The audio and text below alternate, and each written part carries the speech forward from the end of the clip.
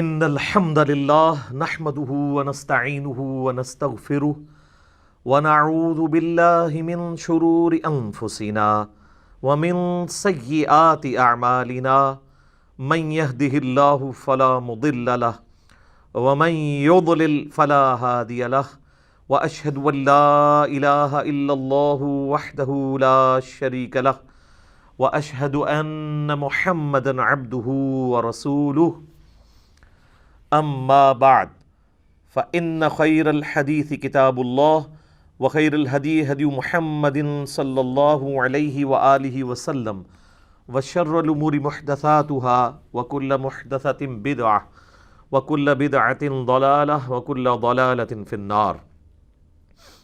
اعوذ بالله السميع العليم من الشيطان الرجيم من همزه ونفخه ونفثه. بسم الله الرحمن الرحيم. رب اشرح لي صدري ويسر لي امري واحلل عقدة من لساني يفقهوا قولي. بسم الله الرحمن الرحيم. ان الله وملائكته يصلون على النبي يا ايها الذين آمنوا صلوا عليه وسلموا تسليما. اللهم صل على محمد وعلى آل محمد كما صليت على إبراهيم وعلى آل إبراهيم إنك حميد مجيد. اللهم بارك على محمد وعلى آل محمد كما باركت على إبراهيم وعلى آل إبراهيم إنك حميد مجيد. اللهم ربنا آتنا في الدنيا حسنة وفي الآخرة حسنة وقنا عذاب النار. لا الہ الا انت سبحانک انی کنت من الظالمین. حسبنا اللہ ونعم الوکیل. یا حی یا قیوم برحمتک استغیث ولا حول ولا قوة الا باللہ العلی العظیم.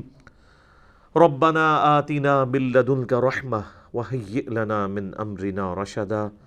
ربنا لا تزغ قلوبنا بعد اذ ہدیتنا وہب لنا من لدنک رحمة انک انت الوہاب. آمین. الحمدللہ آج 15 مارچ 2020 کی قرآن کلاس نمبر 20 کے سلسلہ میں انشاءاللہ ہماری یہ اسٹوڈیو ریکارڈنگ ہونے جا رہی ہے، کیونکہ پاکستان کے اندر چونکہ آپ کو پتہ ہے آج کل اوپن جو پبلک گیدرنگ ہے زیادہ تعداد کے اندر اس کے اوپر گورنمنٹ کی طرف سے پابندی ہے، اس لیے ہم نے بالکل لمیٹڈ جو لوگ تھے ان کو یہاں پہ انوائٹ کیا ہے تاکہ ہماری یہ قرآن کلاسز کی اسٹوڈیو ریکارڈنگ کا سلسلہ جاری رہے انشاءاللہ تعالی. آج انشاءاللہ تعالی ہم سورۃ البقرہ کی آیت نمبر 120 سے آنورڈ لے کے چلیں گے اور انشاءاللہ آج ہمارا پارہ نمبر 1 کمپلیٹ بھی ہو جائے گا انشاءاللہ تعالی. میرے بھائیو، یہ جو سورۃ البقرہ کی آیت نمبر 120 ہے یہ بہت اہم ترین آیت ہے جس میں اللہ تعالیٰ نے العلم کی اہمیت کے اوپر زور دیا ہے. پچھلے دنوں آپ کو پتہ ہے کہ ایک بریلوی عالم کی جانب سے علم کی توہین کی گئی، اس کے جواب میں میں نے علم کی فضیلت کے اوپر چند ایک آیات اور احادیث کوٹ کی تھیں. ان میں سے ایک آیت، بنیادی آیت یہی تھی جو سورۃ البقرہ کی آیت نمبر 120 ہے، جس میں اللہ تعالیٰ نے جو انبیاء کا العلم ہے جو وحی کے ذریعے نبیوں کو دیا جاتا ہے اس کی امپورٹنس کے اوپر بڑے زوردار انداز کے اندر ایمفسائز کیا ہے. اعوذ باللہ من الشیطان الرجیم. بسم اللہ الرحمن الرحیم. وَلَن تَرْضَىٰ عَنْكَ الْيَهُودُ وَلَا النَّصَارَىٰ حَتَّىٰ تَتَّبِعَ مِلَّتَهُمْ. اور ہرگز راضی نہیں ہوں گے تم سے یہودی اور نصرانی یعنی عیسائی یہاں تک کہ تم ان کی ملت پر آ جاؤ. یعنی جب تک تم ٹوٹلی ان کو ایکسیپٹ نہیں کر لیتے نا اس وقت تک انہوں نے تم سے راضی نہیں ہونا. 99% باتوں میں آپ اتفاق کریں گے، کسی ایک بات پہ اختلاف کر دیں گے، وہ آپ کو 0 سے ملٹیپلائی کر دیں گے. آگے چل کے آئے گا کہ یہ اس حد تک آگے بڑھ گئے تھے یہودی کہ یہ کہتے تھے کہ ان سے مشرکین عرب بہتر ہے. نعوذ باللہ. حالانکہ مشرکین عرب تو موسیٰ علیہ السلام کو مانتے ہی نہیں تھے، بت پرست تھے. ایک ایسی قوم یہودی جو اپنے آپ کو انبیاء کی پیروکار مانتی ہو، ایک خدا میں بلیو کرنے والی ہو، اس کا ایک اور امت کے بارے میں اس طرح کی ورڈکٹ دینا ان کے بغض کا اظہار ہے۔ تو اللہ تعالیٰ نے مسلمانوں کے دماغ میں اگر کہیں پہ کوئی یہ وسوسہ بھی تھا نا کہ شاید ہمارے حسن اخلاق سے متاثر ہو کے، ہماری ان کے ساتھ جو محبت کا رویہ اس سے متاثر ہو کے شاید یہ لوگ اپنا رویہ چینج کریں، تو اللہ تعالیٰ نے اس پہ کیٹاگوریکل ایک، یہ بھی یونیورسل ٹروتھ ہے اور قیامت تک کے لیے ہرگز راضی نہیں ہوں گے تم سے، نہ تو یہودی اور نہ ہی نصرانی، یہاں تک کہ تم ان کی ملت کے اوپر آ جاؤ۔ اور اسی میں عرض کیا ہے کہ آج کل کے جتنے فرقے ہیں نا، یہ بھی آپ سے کبھی بھی راضی نہیں ہوں گے۔ آپ اہل سنت کی 99% باتوں کو سپورٹ کر دیں، ایک بات میں اختلاف کریں، وہ کہیں گے نہیں تو فارغ ہے۔ کیوں؟ وہ یہ سمجھتے ہیں جب تک ہمارے اس فرقے کو اسی طریقے سے من و ان قبول نہ کر لے، ہدایت پہ نہیں ہے۔ اچھا میں سنی بھی ہونا چاہتا ہوں، حنفی بھی ہونا چاہتا ہوں، کون سا ہوں؟ وہ کہیں گے کہ بھئی اگر آپ بریلوی ہوتے ہیں تو یہ تو ٹھیک نہیں ہے، دیوبندی کہیں گے وہ تو گمراہ ہیں، اور بریلوی کہیں گے دیوبندی گمراہ ہیں، جب تک آپ مکمل کسی ایک کی ملت کو اختیار نہ کر لیں۔ تو یہ چونکہ قرآن کی آیات جنرل ہیں، قیامت تک کے لیے ہر فرقے کے اوپر اسی طریقے سے آتی ہیں۔ اب اس میں ہمارا ایٹیچیوڈ کیا ہونا چاہیے وہ اللہ تعالیٰ نے بتا دیا ہے کہ تم نے کیا ہونا ہے، ان کی آپ نے رضا جوئی نہیں کرنی ہے، بلکہ آپ نے کیا کرنا ہے، قل ان ھدی اللہ ھو الھدی، اے نبی فرما دیجئے بے شک ہدایت تو وہ ہے جو اللہ کسی کو ہدایت دیتا ہے۔ اور اللہ ہدایت کس طرح دیتا ہے؟ اپنے پیغمبروں کے ذریعے، کتابیں نازل کر کے، وہی کے ذریعے، اسی کا ذکر آگے آ رہا ہے۔ وَلَئِنِ اتَّبَعْتَ أَهْوَاءَهُمْ بَعْدَ الَّذِي جَاءَكَ مِنَ الْعِلْمِ، اور بفرض محال اے محبوب صلی اللہ علیہ وآلہ وسلم، اگر آپ نے بھی یہود و نصارہ کی خواہشات کی پیروی کی بعد اس کے کہ آپ کے پاس العلم آ چکا ہے، ڈیفینٹ علم قرآن کی شکل میں، ہدایت کی شکل میں، اس قرآن کے ہوتے ہوئے اگر آپ نے بھی رضا جوئی چاہی یہود و نصارہ کو خوش کرنے کے لیے، کوئی کمپرومائزنگ ایٹیچیوڈ اڈاپٹ کیا، اب یہ اللہ تعالیٰ کا کلام ہے جی، اللہ اور بندے کا معاملہ ہے۔ مَا لَكَ مِنَ اللَّهِ مِن وَلِيٍّ وَلَا نَصِيرٍ، تو اے نبی نہ تو اللہ کے مقابلے پہ آپ کا کوئی دوست ہوگا، نہ کوئی مددگار ہوگا، آپ کا کوئی پشت پناہ نہیں ہوگا اگر آپ نے بھی قرآن سے روح گردانی کر کے یہود و نصارہ کو خوش کرنے کی کوشش کی۔ سر یہی تو ہم آپ سے کہہ رہے ہیں، کیا کہ مرنے سے پہلے اے مسلمان کر لے اس پہ غور، کتابوں کا خدا اور ہے، بابوں کا خدا اور۔ اگر آپ نے کتابوں کی پیروی نہیں کی میرے بھائی، انبیاء کی وحی کو پس پش ڈال دیا، تو اللہ تعالیٰ تو اپنے نبی کو بھی کہہ رہے کہ آپ کا بھی کوئی پشت پناہ اور مددگار نہیں ہوگا اگر آپ نے اس وحی کو چھوڑ دیا۔ تو سر میں نے آپ نے اگر بابوں کے پیچھے وحی کو چھوڑ دیا، یہ تو پروفٹ کو کہا جا رہا ہے، دراصل ہمیں سنایا جا رہا ہے، تو ہمارا کون پرسان حال ہوگا۔ اچھا اکثر لوگ کہتے ہیں جی یہ ذرا شعر جو ہے نا اس کو چینج کریں، مرنے سے پہلے اے مسلمان کر لے اس پہ غور، کتابوں کا دین اور ہے اور بابوں کا دین اور۔ اس سے تو اس کا زور ہی ٹوٹ جائے گا۔ دین کی ضرورت ہمیں کیوں ہے؟ اللہ کی شناخت کے لیے۔ اصل بون آف کنٹینشن ہے نا جو ایشو، وہ ہے کہ اللہ نے یہ کائنات بنائی اپنے تعارف کے لیے، اور اپنا تعارف کروایا اس نے انبیاء کے ذریعے، انبیاء کو دی ہیں اس نے کتابیں، اور وہ کتابیں انبیاء نے امت تک پہنچائی ہیں۔ کس لیے؟ دین پہ چلنا مقصد تھا؟ نہیں، دین تو ایک راستہ ہے، مقصد اللہ تک پہنچنا ہے۔ تو ہمارا یہ دعویٰ ہے کہ ہمارے بزرگوں نے اکثر اوقات ہمیں جس خدا کی کوالٹیز کا تعارف کروایا ہے وہ نہیں ہے جس کی کوالٹیز قرآن کے اندر آئی ہیں۔ میرے بھائی آپ اس شعر کی جان نکالنا چاہتے ہیں، اس کی روح ہی یہ ہے کہ خدا کا تعارف ہے اصل مسئلہ۔ تو مرنے سے پہلے اے مسلمان کر لے اس پہ غور، کتابوں کا خدا اور ہے، بابوں کا خدا اور۔ کتابوں کا خدا ہے جس کو آپ نے ماننا ہے، اور یقین کریں جب آپ کتابیں پڑھنا شروع کریں گے تو آپ کے اندر سے آواز آئے گی، کیا نام ہے بابی، نام ہے بابی، میں ہوں مسلم علمی کتابی۔ بالکل یہی چیز جو یہاں قرآن میں آئی ہے کہ کبھی بھی یہود و نصرانی تم سے راضی نہیں ہوں گے۔ تو آپ لوگوں کو میں کہہ دوں کبھی بھی آپ سے نہ وہابی راضی ہوں گے نہ بابی راضی ہوں گے جب تک کہ آپ ان کی ملت پہ نہ آ جائیں۔ تو سر چھوڑ دیں، اعلان برات کر دیں اور کتابوں کے دین کے اوپر آ جائیں. یہاں العلم اللہ نے کہا ہے قرآن کو، سنت کو. اس میں اللہ تعالیٰ کے مزاج کا بھی پتہ چلا کہ اللہ تعالیٰ صرف وہ دین آپ سے ایکسیپٹ کرے گا جو العلم کی بنیاد پہ ہوگا بس. باقی اگر کوئی کہتا ہے میرا وجدان، میری کیفیات، میرا سوز و گداز، میرا دل نہیں مانتا، اس کو تو اسلام نے 0 سے ملٹیپلائی کر دیا. یہ بالکل ذہن میں ڈالنے بات. دل کے ماننے کے اوپر جائیں گے تو کئی ایک چیزیں، اگر میں آپ سے دل کے من، تو یہ کئی لوگ ہیں جو یہ کہتے ہیں دل، جی ہمارا دل نہیں مانتا کہ اللہ تعالیٰ ایک شخص کو صرف 60 سال کی زندگی شرک پر گزارنے کی وجہ سے، کفر پہ گزارنے کی وجہ سے ہمیشہ کی دوزخ میں پھینک دے گا. عدل کا تقاضا تو یہ ہے کہ 60 سال کے بدلے دوزخ بھی 60 سال ہو. تو اب میں آپ کے دل کو، آپ کی کیفیات کو، آپ کے وجدان کو مانوں یا اس قرآن کو مانوں؟ کہ انہ من یشرک باللہ فقد حرم اللہ علیہ الجنہ ومأواہ النار وما للظالمین من انصار. اس پہ میرا ایک یوٹیوب پہ کلپ بھی اپلوڈڈ ہے. کیا دوزخ ختم کر دی جائے گی؟ بعض لوگوں نے قرآن حکیم کی ایک آیت سے غلط رزلٹ نکالا تھا، تو میں نے اس کا انٹلیکچوئل جواب دیا تھا باقی آیات کی روشنی میں. تو العلم کی پیروی کرنی ہے. انما یخشی اللہ من عبادہ العلماء. اہل علم کو صرف معرفت. یہ ڈگری والی علماء کی بات نہیں ہو رہی. اگر وہ کہتا ہے ڈگری والی علماء کی بات ہو رہی ہے تو بریلویوں سے پوچھیں کہ کیا دیوبندیوں کے علماء جنت میں جائیں گے؟ کہ نہیں. دیوبندیوں سے بریلویوں کے بارے میں پوچھیں، سنی سے شیعہ کے بارے میں، شیعہ سے سنی کے بارے میں. تو لہذا یہ پھر اس کا مطلب ہے کہ یہ وہ نہیں ہے. اس سے مراد واقعی وہ علم ہے جو اللہ تعالیٰ نے حضرت آدم علیہ السلام کو جب زمین پہ اتارا ہے، سورۃ البقرہ میں حکم فرمایا قُلْ اهْبِطُوا مِنْهَا جَمِيعًا فَإِمَّا يَأْتِيَنَّكُم مِّنِّي هُدًى فَمَن تَبِعَ هُدَايَ فَلَا خَوْفٌ عَلَيْهِمْ وَلَا هُمْ يَحْزَنُونَ.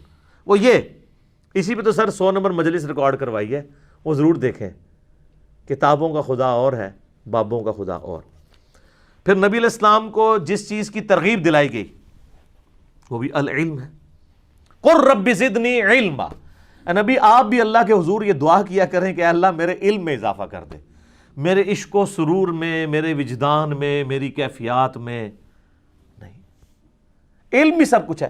اچھا، یہ حضرت آدم علیہ السلام کو جو سجدہ تعظیمی کروایا گیا تھا فرشتوں سے، وہ ان کی خوبصورتی کے اوپر کروایا گیا تھا یا اس علم کی بنیاد پہ کہ جو علم فرشتوں کے پاس نہیں تھا کہ وہ چیزوں کے نام نہیں بتا سکے تھے تو حضرت آدم علیہ السلام نے بتا دیے تھے؟ علم. تو انبیاء کی وراثت علم. تو سر پھر یہ یاد رکھیے، نبیوں کا دین اور ہے اور بابوں کا دین اور ہے.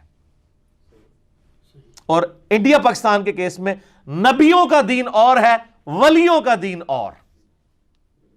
ہم تو ان کو ولی مانتے ہیں، ولی اللہ نہیں مانتے. من دونہ اولیاء، سورۃ الاعراف کا سٹارٹ اس سے ہوتا ہے، من دونہ اولیاء. سورۃ البقرہ میں بھی 256 نمبر آیت میں اللہ تعالیٰ نے یہی تو فرمایا کہ اولیاء دو ہیں، اولیاء اللہ ہیں اور اولیاء شیاطین ہیں. شیاطین کے اولیاء ہیں، شیطان کے اولیاء ہیں. تو یہ علم والا دین وہ ہے جو نبیوں والا دین ہے. وَلَا تَقْفُ مَا لَيْسَ لَكَ بِهِ عِلْمٌ إِنَّ السَّمْعَ وَالْبَصَرَ وَالْفُؤَادَ كُلُّ أُولَٰئِكَ كَانَ عَنْهُ مَسْئُولًا. اے انسان کسی چیز کی پیروی اس وقت تک مت کر جب تک کہ تیرے پاس ڈیفینٹ علم اس کے بارے میں نہ آ جائے.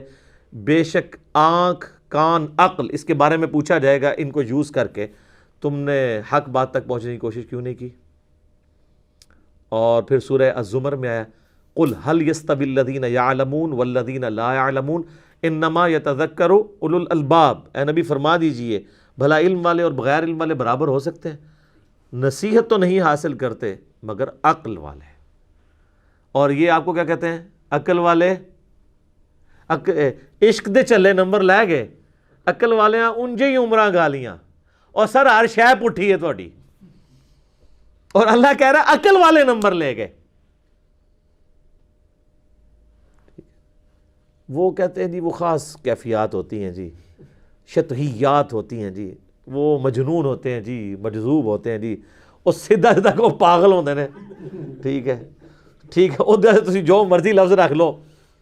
تو قلم اٹھا ہے تو قلم تو ہم بتائیں نا کہاں کس پہ اٹھا ہوا ہے.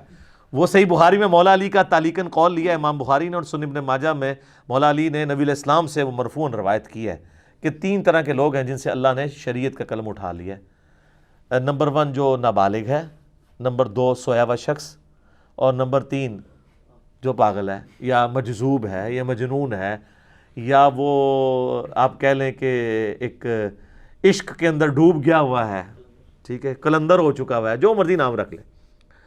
تو صرف پاگلوں کی پیروی کا حکم تو نہیں ہے نا، علم والوں کی پیروی کا حکم ہے۔ ان کو یہ پتہ تھا علم میں ہم فیل ہیں، تو ان کے بابوں نے پھر شعر کہنے شروع کر دیے، علم بس کا نہیں ہو یار۔ پھر دوسرا ڈھکوسلا یہ کیا، وہ کہتے ہیں جی علم تو شیطان کے پاس بھی بہت تھا۔ اس کا مطلب ہے آپ یہ کہنا چاہ رہے ہیں کہ انبیاء کے پاس بھی بہت علم تھا، شیطان کے پاس بھی بہت علم تھا، یعنی نعوذ باللہ من ذالک علم کو آپ کنڈیم کرنا چاہ رہے ہیں۔ یہ کس آیت اور حدیث میں لکھا ہے کہ شیطان کے پاس بہت علم تھا؟ اور شیطان تو پکا صوفی تھا، وہ عبادت گزار تھا، علم ہوتا تو یہاں پہ جا کے گرتا وہ۔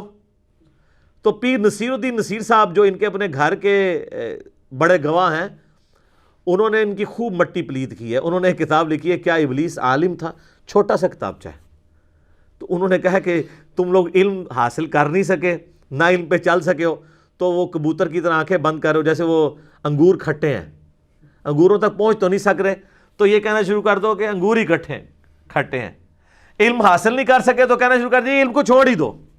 تو اب پھر آپ حالت دیکھ لیں ان لوگوں کے، نہ ان کا قول، نہ ان کا فعل، نہ ان کا کردار کوئی انبیاء والا ہے۔ ہاں دستاریں جبے شبے دیکھ لیں، وہ بھی جب ویڈیوز لیک ہوتی ہیں تو آپ دیکھ لیں وہ کیا کچھ ہو رہا ہوتا ہے۔ وہ صرف اسی طرح کی ڈریسنگ ہے جس طرح کے ٹی وی ایکٹر جو ہیں وہ ڈریسنگ کر کے آگے بیٹھ جاتے ہیں۔ دین پہ چلنا تو بڑا مشکل کام ہے۔ تو علم کی توہین اس اعتبار سے کرنے والوں کو ہوش کے ناخن لینے چاہیے۔ باقی میرا آپ وہ کلپ دیکھ لیں، رپلائی ٹو ڈاکٹر اشرف آصف جلالی آن علم کے بارے میں جو انہوں نے توہین کی ہے، تو انشاءاللہ آپ کو پتہ چل جائے گا۔ الذین آتیناہم الکتاب یتلونہ حق تلاوتہ، وہ لوگ کہ جنہیں کتاب دی گئی وہ اس کی تلاوت کرتے ہیں جیسا کہ تلاوت کرنے کا حق ہے۔ اچھا مجھے بتائیں تلاوت کرنے کا حق یہ ہوگا کہ وہ زبانی پڑھتے رہتے ہیں اور اس کے اندر جو کچھ لکھا ہے ان کو پتہ ہی نہیں کیا لکھا ہوا ہے؟ وہی لوگ ہوں گے نا۔ تو یہ ہے تو یہی ہے سارے ادھر آج کل آپ کے جتنے حفاظ بن کے نکل رہے ہیں۔ میں بار بار کہتا ہوں کہ چھڑے حافظ دی کوئی فضیلت نہیں آئی ہے۔ میں نے خود حافظ قرآن کے فضائل پہ حدیثیں بتائی ہیں، لیکن یہ بتاتے ہیں آدھی اس میں تو جس نے سنن ابی داؤد کے اندر المستدرک للحاکم کے اندر کہ جس حافظ نے قرآن کے حلال کو حلال حرام کو حرام جانا، اس کے ماں باپ کو ایسا تاج بنایا جائے گا قیامت والے دن کہ جس کی جو ہے وہ روشنی کے سامنے سورج کی روشنی مان پڑ جائے۔ تو جس حافظ نے اس کو پوری زندگی یہ پتہ ہی نہ چلا کہ قرآن کے اندر لکھا کیا ہوا ہے، جس حافظ کا یہ حال ہو کہ اس سے بلال بھائی پوچھ رہے ہوں کہ بقرہ کا مطلب کیا ہے تو کہ بقرہ،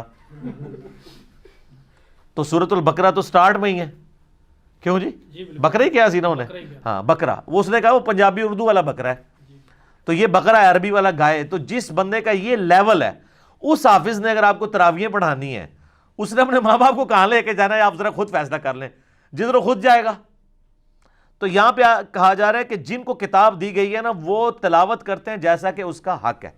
اچھا تلاوت کا ایک مطلب جو ہے نا وہ ٹو فالو کرنا بھی ہوتا ہے۔ والقمر اذا تلاہا، سورج کی پیروی کرتا ہے چاند، پیچھے پیچھے اس کے آتا ہے، ٹھیک ہے، تو ٹو فالو کرنا۔ بلکہ کئی لوگ جب قرآن پڑھ رہے ہوتے ہیں نا، زیادہ ماہر نہ ہو تو وہ لائن کے اوپر انگلی رکھ کے فالو کر رہے ہوتے ہیں، بعض کا نچلی لائن پہ بھی چلے جاتے ہیں، اس لیے انگلی رکھ کے پڑھ رہے ہوتے ہیں، تو یہ بھی فالو کرنا کہلاتا ہے۔ تو تلاوت کا معنی صرف اس کو ریسائٹ کرنا نہیں ہے بلکہ اس کو فالو کرنا بھی ہے، تو حق تبھی ادا ہوگا۔ باقی یہ تو ایک آیت ایسی ہے اس پہ بھی گھنٹوں بولا جا سکتا ہے۔ میرا مسئلہ نمبر 1 ہے ہی اس پہ ہے، امام الانبیاء کی دعوت قرآن، اس میں نے آلموسٹ 50 کراس ریفرنس کے طور پہ آیات کور کی ہیں۔ اولئک یؤمنون بہ، وہی لوگ ہیں جو اس پہ ایمان رکھتے ہیں۔ اب دیکھ لیں اللہ تعالیٰ فرماتا ہے کہ جو کتاب اللہ کی پیروی کرتے ہیں نا وہی لوگ ہیں اصل میں جو کتاب اللہ پہ ایمان رکھتے ہیں۔ وَمَن یکفر، اور جو کوئی انکار کر دے گا بہ اس کا، فَأُولَئِکَ هُمُ الْخَاسِرُونَ، تو ایسے ہی لوگ ہیں خسارہ پانے والے۔ یہاں الکتاب سے مراد یہود و نصارہ کی کتابیں بھی ہیں جو ان کو اپنے وقت کے پیغمبروں کے ذریعے دی گئیں، اور ہمارے نبی علیہ السلام کی کتاب بھی مراد ہے کہ جو اللہ تعالیٰ نے اس امت کے لیے ایک کتاب دی. یا بنی اسرائیل، اب یہ وہی آیت ہے جس سے مقدمہ سٹارٹ ہوا تھا بنی اسرائیل کے خلاف، مسلسل 9 رکوع. یہ وہی آیت پھر ریپیٹ ہو رہی ہے. اے اولاد یعقوب بنی اسرائیل، اذکروا نعمتی التی انعمت علیکم، اللہ اکبر، یاد کرو میری اس نعمت کو جو میں نے تم پہ کی تھی. وَأَنِّي فَضَّلْتُكُمْ عَلَى الْعَالَمِينَ، اور میں نے تمہیں سارے جہان والوں پر فضیلت دی تھی. اپنے زمانے میں تمہارے جیسا کوئی بھی نہیں تھا. سر تھا؟ آج کوئی نہیں ہے اس طرح کا لاڈلا. 40 سال تک جن کے سر پہ صحرائے سینا کے اندر مسلسل بادلوں کا سایہ رہا، 40 سال تک جو لوگ مسلسل من و سلوہ کھاتے رہے، کوئی انہوں نے مزدوری نہیں کی. رات کے وقت ایک شبنم کی طرح قطرے گرتے تھے، صبح وہ بندیاں بن جاتی تھی، میٹھی کھا لیتے تھے، اور غولوں کے غول سلوہ پرندے آتے تھے جن کو پکا کے کھاتے تھے. وہ خود بہت شکار ہونے کے لیے تیار تھے. جنتی خوراکیں کھاتے رہے 40 سال تک. سایہ بھی اللہ نے دیا، ٹھیک ہے جی، اور وقت کا پیغمبر بھی ہر وقت موجود بیچ میں گائیڈنس کے لیے. روحانی گائیڈنس بھی موجود ہے، دنیاوی گائیڈنس بھی موجود ہے، ریسورسز موجود ہیں. ہمارے انڈیا پاکستان بنگلہ دیش میں اکثر گھروں میں لڑائیاں جو ہے وہ فائنینشیل ایشوز کی وجہ سے ہوتی ہیں نا. خرچہ نہیں چل رہا ہوتا تو میاں بیوی آپس میں لڑ پڑتے ہیں. بیوی کہتی ہے میرے خرچے نہیں پورے کر رہے، خامد کہتا ہے میں پورا دن مزدوری کر کے آتا ہوں، یہ پیسوں کی حفاظت نہیں کرتی. یہ تو سب کچھ ہی ختم. 12 لاکھ کا لشکر. اس طرح کی لاڈلی کوئی امت ہے؟ 3 کتابیں بھیج دیں اللہ نے. اور بخاری مسلم میں آتا ہے کہ بنی اسرائیل کا انتظام مسلسل انبیاء کے ہاتھوں میں رہا. ایک نبی فوت ہونے سے پہلے دوسرے نبی کو اپنا خلیفہ بنا کے جاتا تھا. حضرت موسیٰ سے لے کے حضرت عیسیٰ علیہ السلام تک 1400 سال کے اندر، یہ بھی 1400 سال ہے، 1400 سال کے اندر کوئی ایک لمحہ بنی اسرائیل پہ ایسا نہیں آیا کہ وقت کا پیغمبر موجود نہ ہو. تو سر لڑائی تو ہونی کوئی نہیں نا. آج فرقے کیوں بنے ہوئے ہیں؟ کیونکہ ایک لیڈر نہیں ہے. نبی علیہ السلام جب تک دنیا میں موجود تھے کوئی لڑائی نہیں تھی، سب ایک لیڈر کے اوپر متفق تھے. حتیٰ کہ کئی موقع کے اوپر بخاری مسلم میں آتا ہے تلواریں نکلی ہیں تو نبی علیہ السلام صرف ممبر پہ چڑھ کے کہتے تھے یہ کیا جاہلیت کی بات ہے، چھوڑو، سب بدری پھینک دیتے تھے. لیکن نبی علیہ السلام جب دنیا سے چلے گئے ہیں تو جنگ جمل بھی ہوئی ہے، جنگ صفین بھی ہوئی ہے، جنگ نہروان بھی ہوئی ہے. ایک شخصیت کے اوپر لوگ ایگری نہیں ہوئے. یہ پیغمبر کا ہی معجزہ ہوتا ہے کہ وہ دنیا میں موجود ہو تو لوگ اس کے اوپر ایگری کر جائیں. یہ پروٹوکول کسی کا نہیں ہو سکتا. اور آخرت جب آنے والی ہوگی قیامت کا دن، اس سے پہلے جو نشست ثانیہ اسلام کی ہونی ہے اس میں بھی آپ دیکھیں کہ حضرت امام مہدی علیہ السلام تو انیشیل مسلمانوں کے لیڈر کے طور پہ آئیں گے نا. بعد میں جو لیڈرشپ ہے اصل میں وہ تو ایک پیغمبر کے ہاتھ میں آئے گی، حضرت عیسیٰ ابن مریم. وہ پیغمبر بھی ہوں گے اور امتی بھی ہوں گے، اور ان کی پیغمبری چھینی نہیں ہوگی اس امتی ہونے کی وجہ سے، کیونکہ بخاری مسلم میں احادیث ہیں کہ اللہ تعالیٰ ان کو وحی کے ذریعے بتائے گا کہ انہوں نے آگے کیا کیا کرنا ہے. ٹھیک ہے، لیکن وہ اپنے جو اس وقت کے پولیٹیکل ایشوز ہیں اس کو لے کے چلیں گے. دین کے حوالے سے کوئی گائیڈ لائن نہیں ہوگی، کیونکہ صحیح مسلم میں الفاظ ہیں کہ عیسیٰ ابن مریم تم میں اتریں گے، اور بخاری مسلم دونوں میں حدیث ہے کہ عیسیٰ ابن مریم قیامت سے پہلے تم میں اتریں گے، صلیب کو توڑ دیں گے، خنزیر کو قتل کر دیں گے، جزیہ موقوف کر دیں گے، جزیہ لینے کی ضرورت نہیں پڑے گی، سارے مسلمان ہو جائیں گے اور دنیا میں امن قائم ہو جائے گا. اور مسلم شریف کے الفاظ ہیں، وہ راوی کہتے ہیں کہ وہ تمہیں اللہ کی کتاب اور تمہارے نبی کی سنت کے مطابق چلائیں گے. یعنی کتابی، ظاہر ہے اس وقت اللہ کی کتاب بھی کتابی شکل میں ہوگی، نبی علیہ السلام کی سنت بھی کتابی شکل میں. ٹھیک ہے، تو انبیاء کرام علیہ السلام کے جو پیروکار بنیں گے انہی کے لیے خیر و بھلائی ہے اس دنیا میں بھی اور آخرت کی زندگی کے اندر بھی انشاءاللہ تعالی. تو یہ اللہ تعالیٰ پھر یہود و نصارہ سے کنکلوڈنگ گفتگو کرتے وقت ایک اور یونیورسل ٹروتھ، اور یہ ٹروتھ بار بار قرآن میں مختلف جگہوں پہ آتا ہے، وَاتَّقُوا يَوْمًا لَا تَجْزِي نَفْسٌ عَن نَفْسٍ، ڈر جاؤ اس قیامت کے دن سے جس دن کوئی جان کسی دوسری جان کے عوض قبول نہیں کی جائے گی. یہاں وہ مشرکین عرب کے جو سردار تھے وہ کہتے تھے کہ ہمارے پیچھے چلو، کل کو پکڑ بھی ہوئی تو ہم اپنا آپ پیش کر دیں گے، تمہیں چھڑوا لیں گے۔ اللہ نے کہا کسی جان کے بدلے کوئی نہیں۔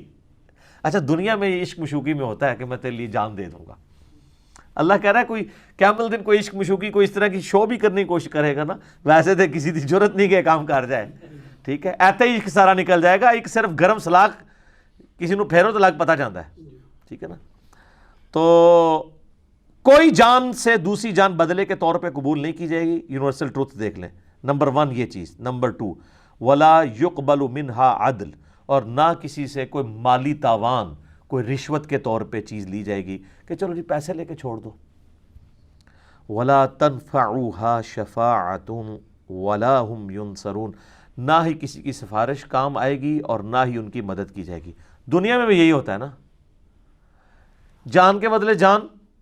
یہ بہت کم کیسز میں ہمارے قبائلی علاقوں میں ہوتا ہے کہ جب کوئی لڑائی ہوتی ہے یا کوئی کسی نے کسی کی بچی کے ساتھ نکاح کر لیا، وہ کہتا ہے جی آپ اس کی بچڑی لے جائیں، ایک جان کے بدلے دوسری جان۔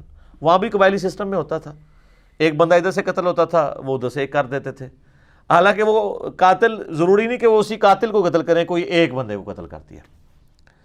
یہ بھی نہیں ہوگا، نہ مال لیا جائے گا۔ دنیا میں آپ رشوت دے کے چھڑوا سکتے ہیں کسی کو جرم سے، یا جج کو رشوت لگا سکتے ہیں، لیکن آخرت میں نہیں، آخرت کا جج تو اللہ ہے، اور نہ ہی کسی کی سفارش قبول کی جائے گی۔ تو مجھے بتائیں، یہ آیت نمبر 123 سورۃ البقرہ کی پڑھنے کے بعد کوئی شخص کسی پیر کا یہ دعویٰ قبول کر لے گا کہ میں اس وقت تک جنت میں نہیں جاؤں گا جب تک کہ تمہیں بھی ساتھ نہ لے جاؤں؟ تو سر وہ صحیح کرتے ہیں، آپ کو قرآن نہیں پڑھنے دیتے، ٹھیک ہے۔ صحیح مسلم میں حدیث ہے، نبی صلی اللہ علیہ وآلہ وسلم نے فرمایا قیامت والے دن جس کے عمل نے اسے پیچھے کر دیا اس کا نسب اسے آگے نہیں لے کے جا سکے گا۔ سر یہ ذہن میں رکھیں، یہ جو لوگ کہتے ہیں نا ہم سید ہیں، شاہ جی صحیح مسلم، اے مولانا شریف نہیں، قیامت والے دن جس کے عمل نے اسے پیچھے کر دیا اس کا نسب اسے آگے نہیں لے کے جا سکے گا۔ اب آپ کو وہ حدیث سمجھ آئے گی جو بخاری مسلم دونوں میں ہے، اے میری بیٹی فاطمہ، میرے مال سے جو تو نے لینا ہے مجھ سے لے لے، اگر اللہ کے حضور پکڑی گئی تو میں تیرے کچھ کام نہیں آؤں گا۔ اچھا یہ صرف فاطمہ کے لیے نہیں ہے، پھر نبی علیہ السلام نے کہا اے نبی کی پھوپھی تو بھی سن لے، اے نبی کے چچا تو بھی سن لے، اے نبی کے خاندان والوں تم بھی سن لو۔ حضور نے ایک ایک کو مخاطب کیا ہے، کیونکہ قرآن میں آیت نازل ہوئی تھی نا کہ اپنے قریبی رشتہ داروں کو ڈر سنائیے، تو اس ڈر میں آپ نے اپنی پھوپھی کو مخاطب کیا، اپنے چچا کو مخاطب کیا، اپنی بیٹی کو مخاطب کیا۔ تو وہ یہی چیز ہے۔ اچھا یہ جو آج ہمارے انڈیا پاکستان بنگلہ دیش کے مسلمانوں کو یہ شفاعت کا کنسیپٹ ہے، تو یہ یار مطلب صحابہ اور اہل بیت کو کیوں نہیں تھا سمجھ آئی کہ یہ شفاعت جو کچھ بھی ہے تیرے محبوب کی امت سے ہے؟ کوئی ضعیف روایت بھی ہے کہ جو کچھ بھی ہے تیرے محبوب کی امت سے ہے؟ کسی سے عقیدہ قول، کسی تابعی کا قول، اس طرح تو ہے ہی نہیں ہے۔ عمل ہے پھر یقیناً اگر کسی کا عمل بہتر ہوا تو پھر اللہ تعالیٰ اس کے نسب کا فائدہ بھی اسے دے گا۔ یہاں دیکھ لیں بنی اسرائیل کو اللہ نے کہا میں نے سارے جہان والوں پہ فضیلت دی، کیوں؟ اولاد ابراہیم تھے، لیکن ضربت علیہم الذلہ بھی ان کے اوپر ہی آیا ہے۔ پھر اللہ نے یہ نہیں دیکھا کہ ابراہیمی ہے تو چھوڑ دیں ابراہیمی ہونے پہ۔ ہماری امت کے اندر بنو اسماعیل کو اللہ نے فضیلت دی تمام جہان والوں پہ، تو آپ دیکھ لیں کہ پھر حسن و حسین ہی جنتی نوجوانوں کے سردار ہیں، سیدہ فاطمہ ہی جنتی عورتوں کی سردار ہیں، نبی علیہ السلام کی جو اہل بیت ہیں ان کو ہی نسبت۔ پھر اسی طریقے سے بخاری مسلم میں حدیث ہے کہ خلافت جو ہے وہ قریش میں رہے گی۔ قریش کون ہے؟ بنی اسماعیل، غیر بنو اسماعیل میں سے کوئی خلیفہ نہیں بن سکتا۔ تو یہ آپ ساری چیزیں دیکھیں تو آپ کو پتہ چلے گا یہ ساری چیزیں اس وقت فائدہ مند ہیں جب کسی کے اعمال بھی اچھے ہوں۔ اب اللہ کے لاڈلے ترین پیغمبر سیدنا ابراہیم خلیل اللہ کا ذکر خیر ہے۔ سر یہی اب چلنا ہے کتنے رکوعوں تک؟ کیا سوز و گداز ہے جی، کیا عشق کیا اللہ نے اپنے اس بندے کے ساتھ، اور اس بندے نے کیا عشق نبھایا ہے اپنے رب کے ساتھ۔ ہائے ہائے ہائے سر، یہ پہلا آپ سرٹیفکیٹ دیکھیں، میں کہتا ہوں اس کائنات میں کسی شخص کو یہ سرٹیفکیٹ مل جائے نا تو وہ اس سے بڑی کوئی ڈگری اس کے لیے نہیں ہو سکتی۔ وَإِذِ ابْتَلَىٰ إِبْرَاهِيمَ رَبُّهُ بِكَلِمَاتٍ، اور جب آزمایا ابراہیم کو اس کے رب نے جس آزمائش میں، یہ ترجمہ ہے اس کا، جب جب آزمایا اس کے رب نے اسے جس جس آزمائش میں، فَأَتَمَّهُنْ، تو اس نے اس کو فلائنگ کلرز کے ساتھ اول ڈگری میں اس کے اندر جو ہے وہ کامیابی حاصل کی ہے۔ سر دیکھیں نا کہاں کہاں نہیں آزمایا، آگ میں پھینکا گیا آخری وقت تک۔ آپ کا کلام کیا ہے؟ صحیح بخاری کے الفاظ ہیں، آگ میں پھینکنے لگے ہیں حسبنا اللہ ونعم الوکیل۔ ہائے ہائے ہائے۔ سر اسرائیلی روایتوں میں تو یہاں تک ملتا ہے، چونکہ اسرائیلی روایتوں کے بارے میں جو قرآن و حدیث سے نہ ٹکرائیں، صحیح بخاری کے الفاظ ہیں کہ بنو اسرائیل کی روایتوں کو بیان کرنے میں حرج نہیں ہے، نہ ان کی تصدیق کرو نہ تکذیب کرو، اس لیے کہ ہو سکتا ہے کتاب و سنت کے خلاف ہو تم تصدیق کر دو، اور ہو سکتا ہے کتاب و سنت کے عین مطابق ہوں اور تم اس کی تکذیب کر دیتے ہو۔ تو جو فٹ ان بیٹھتی ہیں ہم ان کو اس طریقے سے لیتے ہیں۔ تو یہ اسرائیلی روایتوں میں ملتا ہے یہودیوں کے ہاں کہ اس وقت اللہ تعالیٰ نے آزمائش کے طور پہ حضرت جبرائیل علیہ السلام کو انسانی شکل میں بھیجا حضرت ابراہیم کو ٹیسٹ کرنے کے لیے، اور اس نے آ کے کہا کہ حضرت اگر آپ کے تو میں آپ کو بچا لیتا ہوں۔ اچھا، حضرت ابراہیم علیہ السلام کو یہ پتہ بھی تھا یہ فرشتہ اللہ کی طرف سے ہے، تو انہوں نے کہا جبرائیل جس کے لیے مجھے پھینکا جا رہا ہے وہ دیکھ رہا ہے نا، مجھے تیری حاجت نہیں ہے، حسبنا اللہ ونعم الوکیل۔ اور یہ مجھے بالکل حضرت ابراہیم کے کریکٹر میں فٹ ان بیٹھتی ہوئی یہ بات لگتی ہے کہ واقعی ایسا ہوا ہوگا۔ ابراہیم علیہ السلام اتنے خوددار تھے اس حوالے سے کہ انہوں نے جبرائیل کو بھی ایکسیپٹ نہیں کیا۔ قال انی جاعلک للناس اماما۔ سر یہ قربانیوں کے بعد پھر ڈگری مل رہی ہے، پھر وہ سب سے بڑی قربانی جو 87 سال کی عمر میں جا کے اللہ تعالیٰ نے بیٹا دیا، جب اپنی عمر 99 ایئرز ہوئی، بچے کی عمر 12 سال ہوئی، کہا جی اس کو ذبح کرو۔ تو دیکھیں کوئی دوسری بات ہی نہیں کی انہوں نے۔ تو اللہ تعالیٰ ماتا ہے پھر یہ سارے جب امتحانات سے گزرا تو ہم نے کہا کہ ہم تمہیں انسانیت کا امام بنانے والے ہیں۔ اچھا، ابراہیم علیہ السلام کی زندگی میں تو گنتی کے لوگ ان کے اوپر ایمان لے کے آئے ہیں۔ سورۃ العنکبوت میں آتا ہے کہ صرف ایک لوط ان پر ایمان لے کر آیا ان کے گھر والوں کے سوا، کوئی صاحب امت پیغمبر نہیں ہے حضرت ابراہیم کوانٹٹی وائز، جس طرح کہ نبی صلی اللہ علیہ وسلم کی امت ہے۔ حضرت موسیٰ علیہ السلام کو اللہ تعالیٰ نے اتنے جانثار لوگ ساتھی دیے۔ اللہ تعالیٰ فرما رہا ہے کہ ہم نے اسے کہا تو ہمیں انسانیت کا امام بنانے والے ہیں۔ ہائے ہائے۔ تو ابراہیم علیہ السلام کہتے ہیں قال ومن ذریتی، تو یا اللہ جو میری اولاد ہے وہ بھی ہوگی۔ جواب کیا انٹلیکچوئل ہے، مختصر جواب ہے اور کمال کا۔ یہ پوچھا گیا کہ میں تو امام ہوں تو میری اولاد میں بھی امامت ٹرانسفر ہوگی؟ شاہ جی تسی تے امامت روک دے نہیں پہ ہون تک۔ اللہ نے کہا قال لا ینال عہد الظالمین، میرا عہد ظالموں کے لیے نہیں ہوگا، یعنی جو تیرے پیروکار ہوں گے نا ان کو تو امامت مل جائے گی۔ امامت سے مراد یہ کوئی منصب یا کوئی امام مسجد کی ڈگری نہیں ہے، مراد یہ کہ وہ لوگوں کو دین سکھائیں گے، انبیاء کا جو دین ہے وہ جو اللہ نے ان کو دیا ہے وہی کے ذریعے اس کا تعارف کروائیں گے امتوں کو۔ تو اللہ نے فرما دیا اس میں بھی کہ تیری اولاد میں بھی کوئی ہوا نا اگر وہ ظالم ہوا، اپنی جان پہ ظلم کرنے والا، سب سے بڑا ظلم کون سا ہے؟ شرک۔ ان الشرک لظلم عظیم، سورہ لقمان آیت نمبر 13۔ اگر تیری اولاد کے اندر کوئی ظلم کرنے والا ہوا، چاہے وہ شرک کرنے والا یا گناہ کبیرہ کرنے والا، وہ کوئی امام نہیں بنے گا۔ آپ بے شک کہتے رہے سید نے سوٹا لا رہے ہیں جی، سید ہیں نا جی، گوٹے گڈے پکڑو، اور اللہ تعالیٰ فرما رہا ہے ابراہیم جو تیرے طریقے پہ نہیں چلے گا نا اس کے لیے کوئی ڈگری نہیں ہوگی۔ تو اس میں یہ امپلائڈ ہے کہ اگر تیری اولاد میں کوئی تیرے طریقے پہ چلے گا تو وہ امام بھی وہی ہوگا۔ تو امام حسین ہے نا امام، سر امام حسن ہے نا امام، وہ ڈیزرو کرتے ہیں، ابراہیمی اولاد ہے، انہوں نے پرفارم بھی کی ہے۔ تو قرآن سے یہ حسنین کریمین کی امامت قرآن سے ثابت ہوتی ہے، یہ والی امامت، وہ ڈیوائن امامت نہیں کہ جو ختم نبوت کے منافی ہے۔ اس پہ میرا کلپ بھی آپ دیکھ لیں، عقیدہ امامت یوٹیوب پہ جا کے۔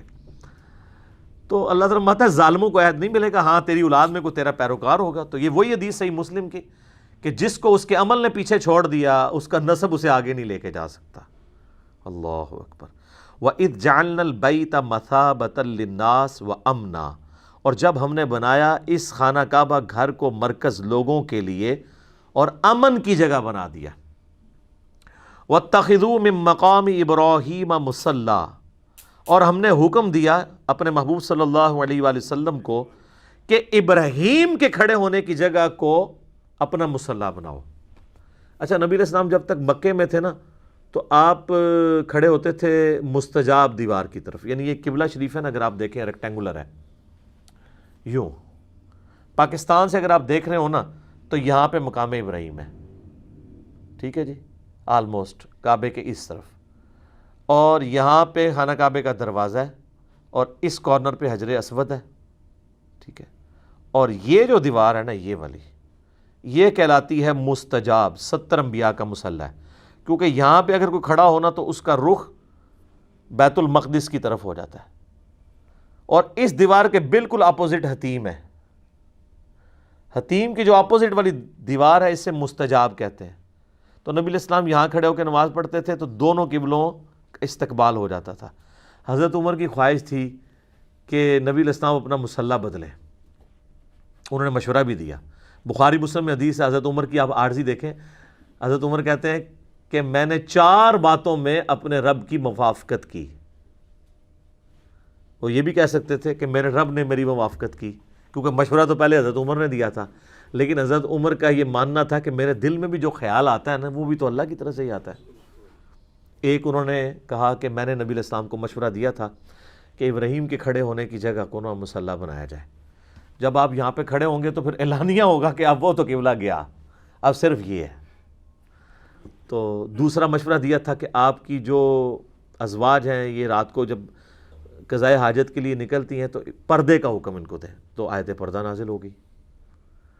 تیسرا، منافقین کا جنازہ آپ نہ پڑھیں، تو سورہ توبہ میں آ گیا اندھا آپ نے کسی منافق کا جنازہ نہیں پڑھنا. چوتھا، غزوہ بدر کے قیدی جو ہیں ان کو قتل کیا جائے. حضور رقیق القلب تھے، حضور نے فدیہ لے کے چھوڑ دیا، وہاں پہ بھی آیات نازل ہوئی کہ ان کو قتل کرنا چاہیے تھا. چلو اب جو ہوا وہ ٹھیک. یہ 4 باتوں پہ، اس میں سے ایک یہ تھی. مقام ابراہیم آج بھی موجود ہے، دیوار والی جہاں پہ خانہ کعبے کا دروازہ ہے اس والی دیوار میں سامنے آپ کو نظر آئے گا ہر عمرے کے اینڈ پہ، اور جب عام طواف بھی آپ کرتے ہیں 7 چکروں کے بعد وہاں پہ 2 نفل اس کی سیدھ میں پڑھنے ہوتے ہیں.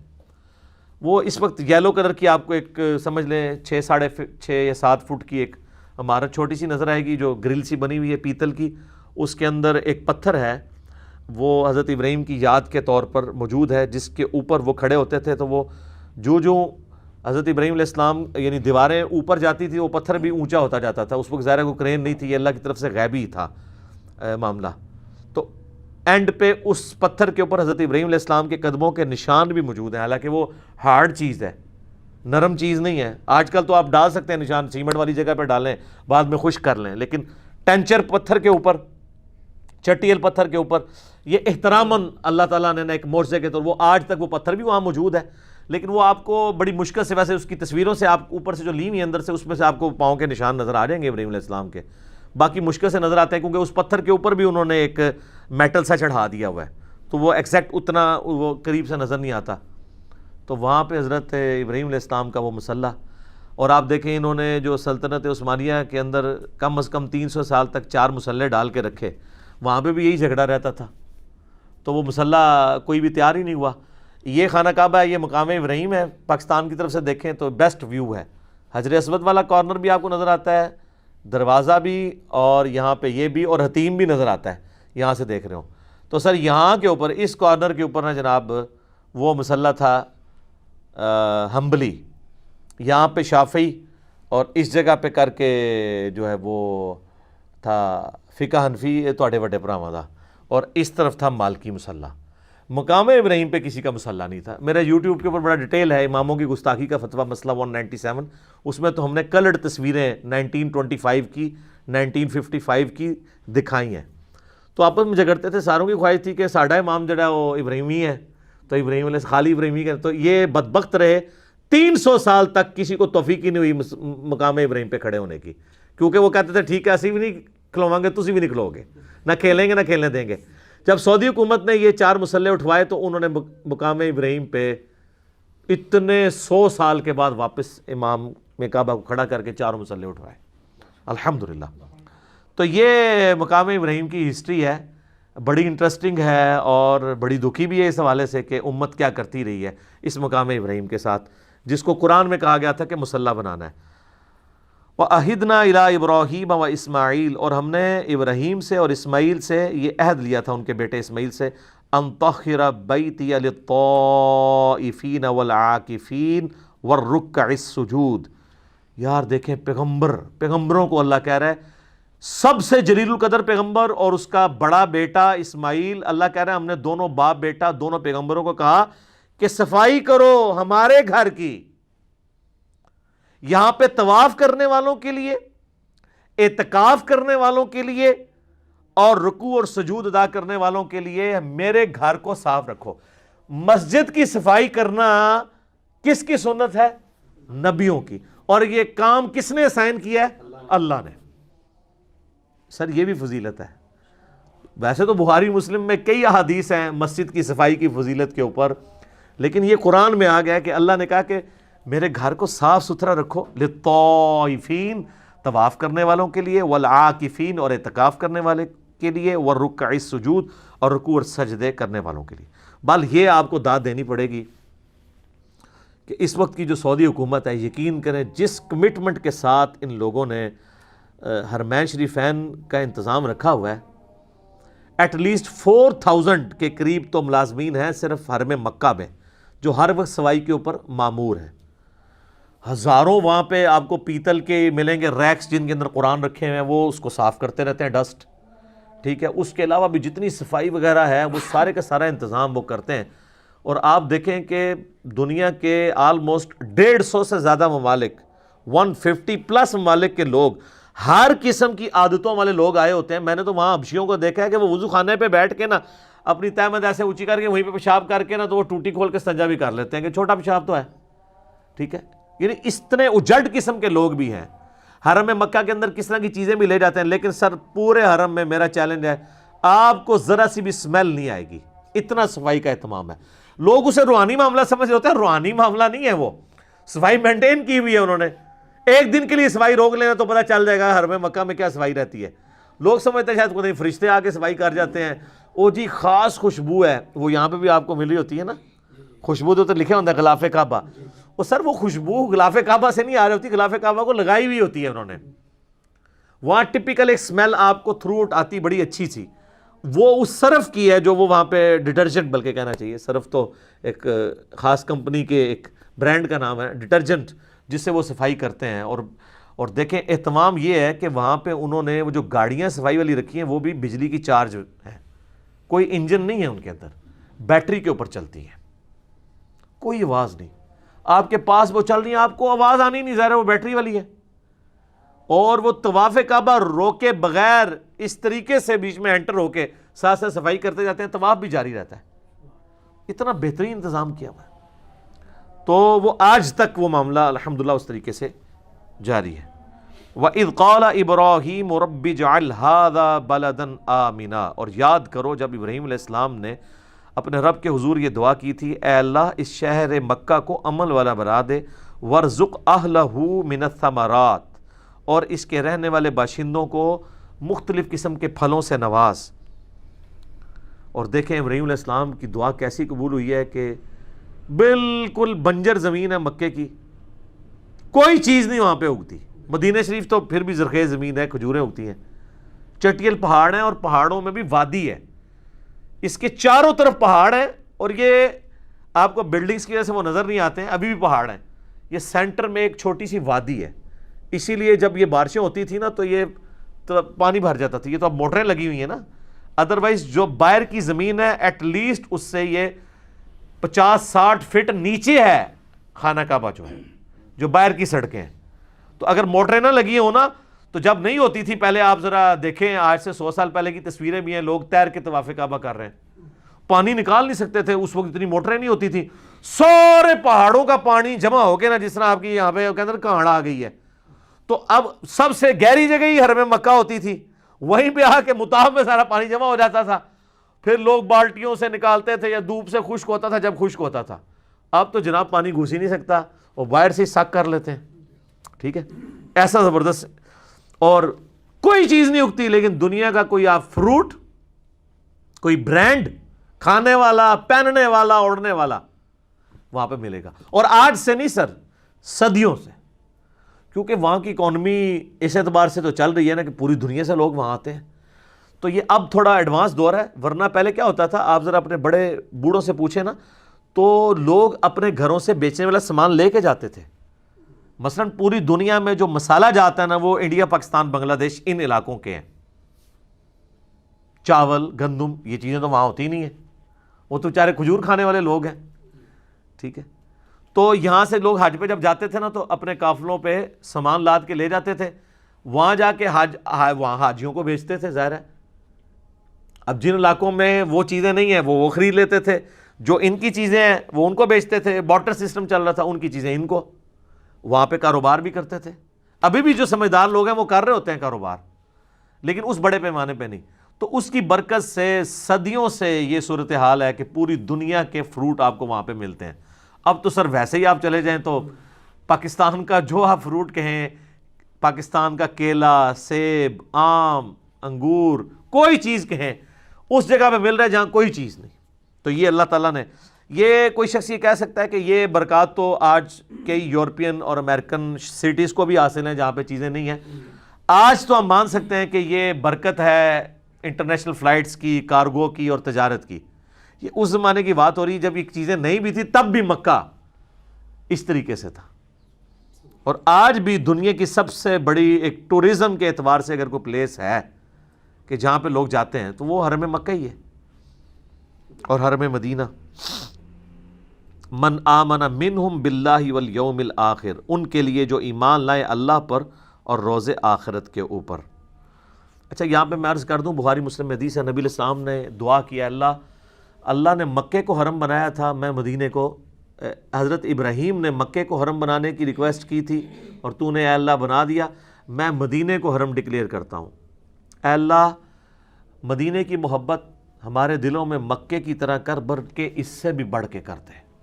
اے اللہ مدینے کے مد میں برکت عطا فرما، مدینے کے سا میں برکت عطا فرما. یہ میئرمنٹ کے انسٹرومنٹس تھے، جس طرح آج کل میٹرز ہیں، کےجیز ہیں.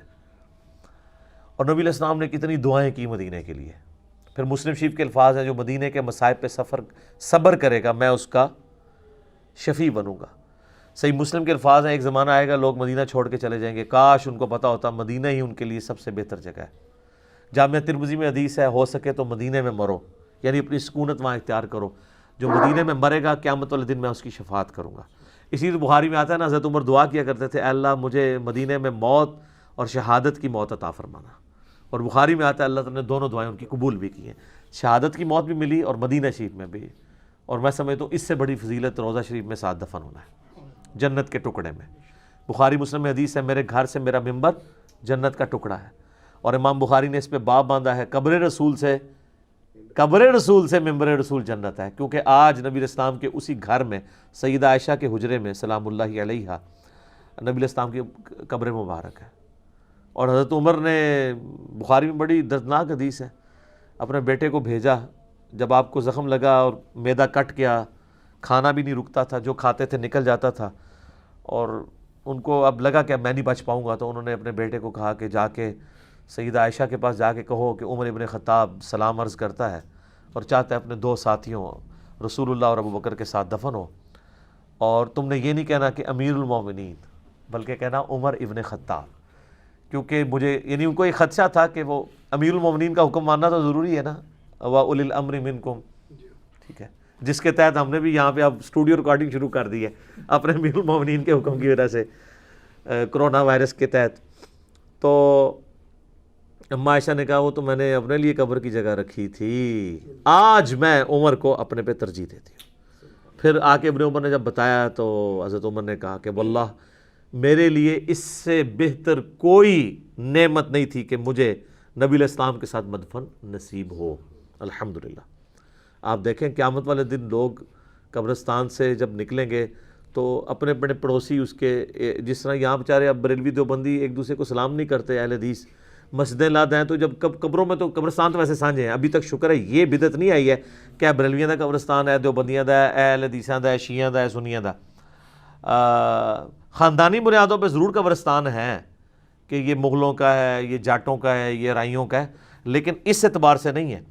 تو قیامت والا دن جو ہے نا وہ آپ کو کئی لوگ ناگوار بھی لگ رہے ہوں گے، ان کے ساتھ بھی آپ قبر سے اٹھ رہے ہوں گے، لیکن حضرت ابوبکر عمر کی قسمت دیکھیں کہ رسول اللہ کے ساتھ اٹھ رہے ہوں گے۔ صحیح مسلم کے الفاظ ہیں، قیامت والا دن سب سے پہلے مجھے قبر سے نکالا جائے گا، سب سے پہلے میری شفاعت قبول کی جائے گی، سب سے پہلے میرے نام کے اوپر جنت کا دروازہ کھلے گا۔ صلوات بر محمد وآل محمد، اللہم صلی علی محمد وعلی آل محمد۔ تو اللہ نے فرمایا ہے کہ یہ حضرت ابراہیم نے دعا کی ان لوگوں کے لیے جو ایمان لے ہیں ان میں سے جو اور یوم آخرت پر اور اللہ پر، قال ومن کفر، اور پھر اللہ تعالیٰ نے فرمایا کہ دیکھنا جس نے کفر کیا، فَأُمَتِّعُوهُ قَلِيلًا، تو میں اب ابراہیم علیہ السلام کی دعا کے ساتھ اللہ نے بھی اپنی ان پٹ دے دی ہے کہ دعائیں تو تم کر رہے ہو، یہ نہ ہو کہ مکے میں رہنے والے ہوں اللہ اور اس کے پیغمبروں کے نافرمان تو ان کے لیے بھی تم دعائیں کر رہے ہو، تو ان کے لیے کیا ہوگا؟ فَأُمَتِّعُوهُ قَلِيلًا، میں دنیا کا برتنے کا سامان تو ان کو دوں گا۔ دیکھ لینا عربی کتنے امیر ہیں، سب کچھ میں نعمتیں اویل کر رہے ہیں، لیکن دنیا میں اگر وہاں پہ رہتے ہوئے کسی شخص نے اللہ کو رسپانس نہیں کیا تو سر وہ نقصان پہ زندگی گزار گیا۔ اور ایک سب کانٹیننٹ میں رہنے والا غریب شخص 2 وقت کی روکی سوکھی کھاتا رہا اور وہ حرم پہنچنے میں کامیاب نہیں ہوا، وہ اللہ تعالیٰ کے مقربین میں ہوگا۔ اللہ کا کرائٹیریا تو ڈیفرنٹ ہے۔ تو اللہ تعالیٰ میں کہ میں دنیا کا مال تو دوں گا اہل مکہ کو برتنے کا، جو لوگ یعنی ان میں سے کفر کرنے والے ہوں گے، کفر بمانا صرف وہ والا کفر نہیں جو ہم سمجھتے ہیں، ناشکری کے بھی ہے۔ جیلم میں ایک بندہ مجھے ملا، اس نے مجھے بتایا کہ جی میرا جو سالہ ہے وہ 25 سال حرم مکہ سے واکنگ ڈسٹنس ہوٹل میں رہا، 25 سال کام کرتا رہا، اور وہ کہتا ہے میں نے زندگی میں ایک نماز بھی حرم مکہ میں نہیں پڑھی، نہ میں نے عمرہ کیا نہ کوئی حج کر سکا، کہتا ہے ٹائم ہی نہیں ملا۔ انا للہ و انا الیہ راجعون، یہ بالکل جینون ہے، اور یہ ہو جاتا ہے جب اللہ کی طرف سے مہر لگ جائے، مہر بھی لگ جاتی ہے، اور بعض کا انسان چیزوں کو کیجول لے رہا ہوتا ہے۔ میرے اپنے ساتھ ہوا جب ہم لوگ، میرا ایڈمیشن ہوا نا ٹیکسلا انجینئرنگ یونیورسٹی کے اندر، پہلے یو ٹی لاہور میں تھا، پھر ادھر بھی ہو گیا، تو مجھے لاہور پسند نہیں تھا، میں حالانکہ میں 1.5 ہفتے انجینئرنگ یونیورسٹی لاہور میں کلاسیں پڑھتا رہا، ادھر کا مجھے موسم بھی اچھا لگتا تھا اسلام آباد کے ساتھ، اور واقعی وہ پھر یہاں پہ میکینیکل انجینئرنگ کا ایک زیادہ روب بھی تھا ایز کمپیئر ٹو لاہور کی میکینیکل انجینئرنگ۔ تو میں جب گیا نا، تو اب بچپن سے ہم لوگ اپنی ہسٹری کتابوں میں ٹیکسلا کا میوزیم پڑھ رہے تھے کہ جی پاکستان میں اس طرح کا میوزیم نہیں ہے، تو میں نے جناب کہا جی چلو سب سے پہلے میوزیم دیکھیں گے۔ تو سر آپ دیکھیں میں 5 سال وہاں پڑھتا رہا ہوں، ہر ویکینڈ پہ ارادہ کرتا تھا، ایک ویکینڈ میں جیلم واپس آتا تھا، ایک ویکینڈ وہاں گزارتا تھا، لیکن کوئی نہ کوئی کام پڑتا تھا، حتیٰ کہ پاس ہو کے ڈگری بھی لے لی۔ جس دن ڈگری ملی نا اس دن میں نے کہا یار آپ تو ہم نے واپس بھی نہیں آنا، تو آج ہم کم از کم میوزیم تو دیکھ جائیں۔ اس دن میں گیا تو میوزیم ہی بند۔ تو سر یہ آج اس بات کو سمجھ لیں 20 سال ہو چکے ہیں۔ 2001 جون میں فارغ ہوا تھا انجینئرنگ یونیورسٹی سے، تو میں نہیں میوزیم دیکھ سکا۔ اس سے پہلے 6 سال یعنی 1995 سے لے کے ابھی تک 25 سال ہو چکے ہیں، میں سینکڑوں دفعہ ٹیکسلا گیا ہوں، اور میوزیم کے آگے سے گزر کے ہماری یونیورسٹی آتی ہے، واکنگ ڈسٹنس پہ ہے، یہ نہ سمجھے کو بہت دور ہے، یونیورسٹی سے واکنگ ڈسٹنس پہ ہے، نہیں ٹائم ملا۔ تو یہ ہو جاتا ہوتا ہے اس طرح کا، بل یہ کوئی بدبختی نہیں ہے، وہاں پہ تو وہ ساری وہ بدھ مت کے وہ سارے بت اور وہ سکے رکھے ہوئے ہیں۔ میں مکے کے حوالے سے بات کر رہا ہوں، اللہ فرما رہا ہے دنیا میں تو میں دوں گا، ثم اضطرہ الی عذاب النار، اس کے بعد میں انہیں پھر مجبور کر دوں گا، گھیر گھار کے لے آؤں گا آگ کے عذاب کی طرف۔ سر یہ الفاظ دیکھیں، یہ کتابوں کا خدا ہے، بات بھی ہو رہی ہے تو کس طریقے سے ہو رہی ہے، کتنی تکلیف اگلے کو دینے والی بات کہ میں ان کو گھیر گھار کے پھر آگ کے عذاب کی طرف لے آؤں گا۔ مراد یہ کہ ان کو پتہ بھی نہیں لگے گا، اپنی طرف سے سمجھ رہے ہوں گے اللہ کا بڑا کرم ہے۔ یہاں پہ بھی کئی فلمی ایکٹر ہیں وہ کہتے ہیں اللہ کا بڑا کرم ہے، فلم کامیاب ہوئی، وہ گھیر گھار کے جا رہے ہوتے ہیں اس طرف۔ وَبِئْسَ الْمَصِيرُ، اور کیا ہی برا ٹھکانہ ہے جہنم۔ اور سر سورۃ الفرقان میں تو آتا ہے کہ جہنم ایک لمحے کے رہنے کے لیے بھی برا ٹھکانہ ہے اور ہمیشہ رہنے کے لیے بھی، کیونکہ بعض لوگ کہتے ہیں نا کہ جی وہ ایک پھیرا ہی لگے گا، پھیرا والا معاملہ نہیں ہے، ایک لمحے کے لیے بھی ایک بری جگہ ہے۔ اللہم اجرنا من النار، اللہم اجرنا من النار، اللہم اجرنا من النار، آمین۔ اللہم من احییتہ منا فاحیہ علی الاسلام ومن توفیتہ منا فتوفہ علی الایمان، آمین۔ خواہش تو تھی میری، لیکن سر یہ آیات متقاضی ہیں کہ ان کو اسی طریقے سے ڈسکشن کی جائے۔ وہ اگلے دن کسی نے کمنٹس کیے تھے، لگتا ہے کہ ہوں بھی 10 سال ہی لگ جانے نے سر، ہوں پاویں 20 سال لگے، مجھے یہ ہے کہ میں نے 9 سالوں میں ایک ریکارڈنگ کروا دی ہے، اب میں اپنا روح راضی کر رہا ہوں، کیونکہ مجھے پتا ہے کہ اس کے بغیر قرآن کا آپ کو مزہ بھی نہیں آنا۔ اس طرح کا قرآن تو آپ ترجمہ بھی سن لیں، لیکن آج کے دور کا قرآن ان سارے وسوسوں کو ساتھ لے کے، تاکہ پتہ چلے کہ اس وقت کے جو ایشوز ہیں ان کو ہم نے کیسے سمجھنا ہے، تو کوشش یہی ہے کہ اس طریقے سے پہنچایا جائے۔ اسی لیے آپ دیکھتے ہیں کہ بمشکل 10 آیات کبھی 12 آیات کور ہوتی ہیں، لیکن کوشش یہی ہے کہ یہ چیز آپ کے دل کے اندر راسخ ہو جائے اور قرآن کی عظمت بیٹھ جائے۔ مقصد اس کو جلدی جلدی ختم نہیں کرنا، یہ تو سر جتنی بار شروع کریں قرآن کا تو ٹیسٹ ہی اپنا ہے، ٹھیک ہو گیا جی۔ تو اللہ تعالیٰ سے دعا ہے جو حق بات میں نے کہی اللہ تعالیٰ ہمارے دلوں میں راسخ فرمائے، اگر جس بات میں میرے منہ سے غلط بات نکل گئی تو اللہ تعالیٰ ہمارے دلوں سے معاف کر دے، ہمیں کتاب و سنت کی تعلیمات پر عمل کر کے دوسرے بھائیوں تک پہنچانے کی توفیق عطا فرمائے، اور اس وقت پوری دنیا کے اندر جو یہ کرونا وائرس کا فتنہ آیا ہے، جس کی وجہ سے مسلمان غیر مسلم سب کے سب تکلیف میں ہیں، اللہ تعالیٰ اس آزمائش سے جلد از جلد پوری انسانیت کو نکالے، اور ہماری اکیڈمی کی رونقیں بھی پھر سے بحال ہوں انشاءاللہ تعالیٰ۔ اس دفعہ بھی کافی بھائی آئے تھے، ہم نے ان کو نیچے سے ہی بھیج دیا، تو میں معذرت خواہ ہوں، ظاہر ہے گورنمنٹ کی طرف سے آرڈر تھا، تو آئندہ کے لیے بھی جب تک اس پلیٹ فارم سے دوبارہ اناؤنسمنٹ نہ ہو تو کوئی بھائی بھی اتوار والے دن نہ آئے، اور یہ جو ہماری اسٹوڈیو ریکارڈنگ ہے یہ اس کا بھی کوئی دن اس اعتبار سے آپ اس کو لوکیٹ نہیں کر سکتے کہ آپ پہنچ جائیں، بس ایک چیز تو کنفرم ہے کہ اتوار والے دن ریکارڈنگ نہیں ہوگی، باقی کوئی بھی ہم ہفتے میں ایک دن رکھ کے ایسا اس کی ریکارڈنگ کروا دیا کریں گے۔ اس لیے دیکھیں کہ میں نے یہ اس کے سٹارٹ میں بھی بولا ہے کہ یہ ہم 15 مارچ والی کلاس ریکارڈ کروا رہے ہیں، اب یہ 16 کو ہو رہی ہے، 17 کو ہو رہی ہے، 13 کو ہو رہی ہے، 14 کو ہو رہی ہے، اس سے کوئی غرض نہیں ہے، اصل مقصد تو یہ ریکارڈنگ ہے، کیونکہ ذرا سی بھی کسی کو بھنک پڑ جائے تو ہمارے جیلم سے ہی اتنے لوگ آ جائیں گے، تو ہم نے صرف لمیٹڈ لوگ جتنے ہمیں الاؤ کیا ہے انتظامیہ نے کہ اتنے لوگ آپ یعنی کر سکتے ہیں، اس سے زیادہ نہ کریں، انہی کو ہی ہم نے کیا ہے۔ تو آئندہ کے لیے جب تک اس پلیٹ فارم سے دوبارہ اناؤنسمنٹ نہ ہو تو کوئی لوگ بھی اتوار والے دن یہاں نہ آئیں، نہ ضد کریں مجھ سے ملاقات کی، یہ پاسبل نہیں ہے، میں ادھر اویلیبل بھی نہیں ہوتا، اور اس کے اتوار کے علاوہ تو ویسے ہی نہیں ہوتے، ٹھیک ہوگا جی۔ سبحانک اللہم و بحمدک اشہد ان لا الہ الا انت استغفرک و اتوب الیک۔ ایک چیز رہ گئی ہے وہ بتا دوں، درس کے دوران بعض اوقات اذانیں شروع ہو جاتی ہیں تو ایک وقت میں ایک اذان کا جواب دینا کافی ہوتا ہے، میں اذان کا جواب ہم بعد میں دے لیتے ہوتے ہیں، لیکن علمی مجلس کا تقاضا یہ ہے کہ آپ نماز کو بھی ڈیلے کر سکتے ہیں، جو صحیح مسلم میں اوپر تلے 10 احادیث ہیں 1629 سے لے کے آن ورڈ کہ بغیر خوف کے، بغیر بارش کے، بغیر سفر کے نمازوں کو جمع کیا، تو یہاں پہ بھی وہ بعض لوگ کہتے ہیں اذان ہو رہی ہے چپ کر جاؤ، ایک اذان کا جواب دینا، یہ نہیں کہ آپ 20 منٹ تک آپ خاموش ہی رہیں گے اور اذانوں کے جواب دیتے رہیں گے، ایک میں ہی خاموش رہنا اور ایک کا جواب دینا ہی ضروری ہے، ٹھیک ہے۔ جزاکم اللہ خیرا وما علینا الا البلاغ۔